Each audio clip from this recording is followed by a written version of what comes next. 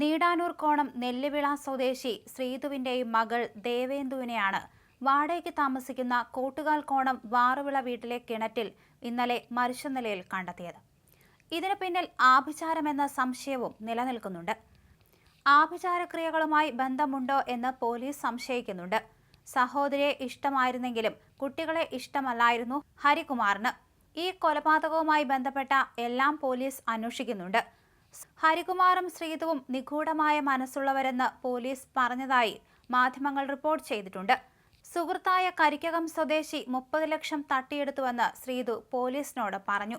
വീട് വാങ്ങാൻ കൈമാറിയ പണമാണ് തട്ടിയെടുത്തതെന്നാണ് മൊഴി.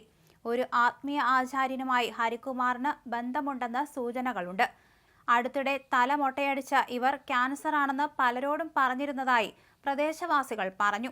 കുഞ്ഞ് ശല്യമാണെന്ന് ഹരികുമാർ 2 ദിവസം മുമ്പ് പറഞ്ഞ് ഭീഷണിപ്പെടുത്തിയതായി ശ്രീതു പറയുന്നു.